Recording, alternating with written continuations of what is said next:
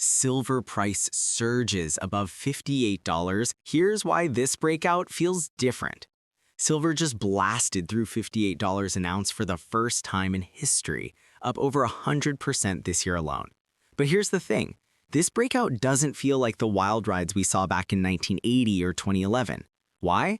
Because this time it's backed by real structural changes, shrinking mine output, record industrial hunger from solar panels and EVs, and massive retail buying that's tightening supplies worldwide. In this deep dive, we'll unpack the supply crunch in Shanghai and London, how green tech is gobbling up silver faster than ever, and the macro wins like Fed rate cuts pushing it higher. By the end, you'll see why analysts are calling this the start of something bigger.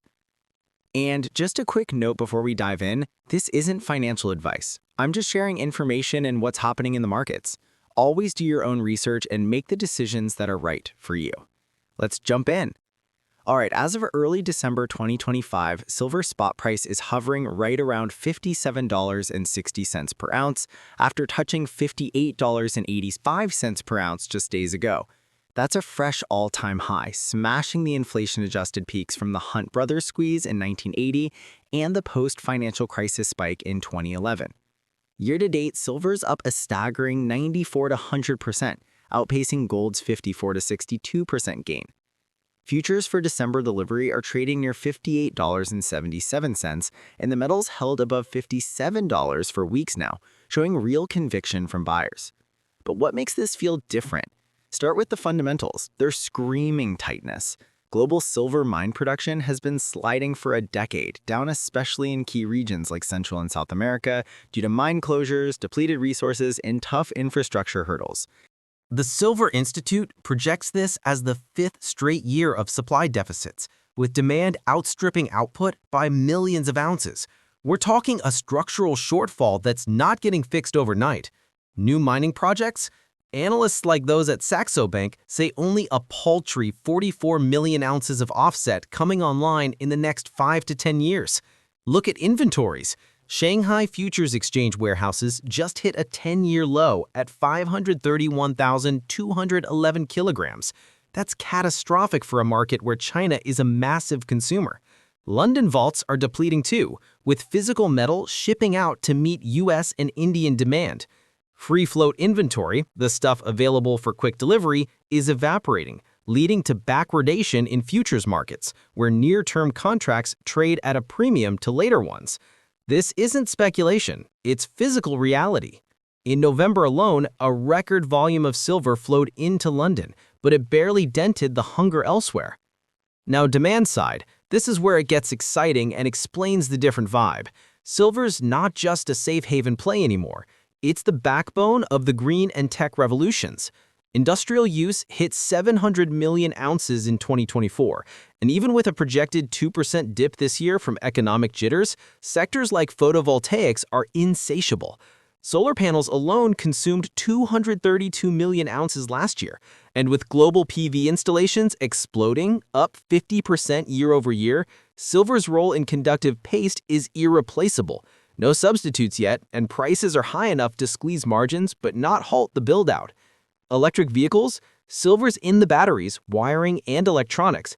Demand there could double by 2030 as EV adoption surges. Add AI data centers needing high-performance chips laced with silver for conductivity, and you've got a perfect storm. Electronics overall account for 20% of demand, but it's the green energy tie-in that sets this apart from past cycles.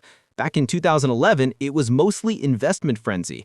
Today, it's 50% industrial, providing a rock-solid floor under prices. Investor side's heating up too, but in a smarter way. Silver ETFs added 200 tons just on December 2nd, pushing holdings to 1.13 billion ounces, the highest since 2022. Inflows hit 95 million ounces in the first half of 2025 alone. Retail's leading the charge here, what analysts call the retail juggernaut. Unlike gold, which central banks hoard, silver's a people's metal. Sovereigns skip it, but everyday stackers, jewelers in India where festivals swapped pricey gold for affordable silver, and US buyers racing ahead of potential tariffs are piling in. Physical premiums on U.S. Eagles and bars are at records, overspot by dollars per ounce, signaling frantic allocation. Macro tailwinds are fanning the flames. The Fed's poised for a 25 basis point cut this month, with 3 more priced in for 2026. Dovish talk and soft U.S. data are weakening the dollar to 2-week lows. That boosts precious metals across the board, but silver amplifies it with its industrial beta. Inflation's sticky, de-dollarization chatter from BRICS nations adds hedge appeal, and with the gold-silver ratio at multi-year lows around 74-1 versus the historical 15-1 production ratio, silver's screaming undervalued relative to gold. Technically, this breakout's textbook. Silver formed a massive cup and handle on the long-term chart over decades, then punched through a double-top resistance at $54.50 in late November. That 14% weekly surge was the highest in 5 years, and with RSI at 71 and stochastic at 85, momentum's still bullish. As long as it holds above $54.50, targets stretch to $60, maybe $65. No massive overhead resistance left. It's blue skies after 45 years of grinding higher. Compared to 1980, that was a short squeeze by the Hunts. Pure speculation collapsed fast. 2011, QE-fueled bubble, but industrial demand was nascent. Solar was tiny. This time, the base is broader. Multi-year deficits, tech-driven consumption, and retail conviction without the leverage mania. Experts like Ole Hansen at Saxo say the real move hasn't started, pointing to $95 potential as tightness bites harder. Clem Chambers echoes, silver tightens fast, retail demand is unstoppable. UBS sees $60 next year on improving industrial uptake. Even with volatility, the devil's metal nickname sticks. Pullbacks to $56–57 have buyers stepping in quick. Shanghai's low stocks could spark backwardation spikes. And if U.S. tariffs hit critical minerals, exported silver might get locked stateside, worsening global flows.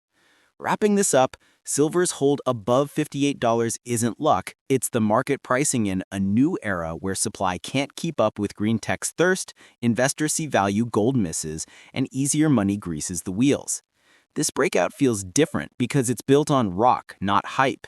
Deficits that started years ago, demand that's exploding for real-world uses, and a ratio begging for correction. Whether you're tracking metals for the economy or just curious, 2025's rewrite of silver story is one for the books. What do you think? Disclaimer: this video is for informational and educational purposes only. Nothing in this content is financial advice, investment advice, or a recommendation to buy or sell any asset. All market data and opinions are based on publicly available information at the time of recording. Always do your own research and consult a licensed financial professional before making any financial decisions.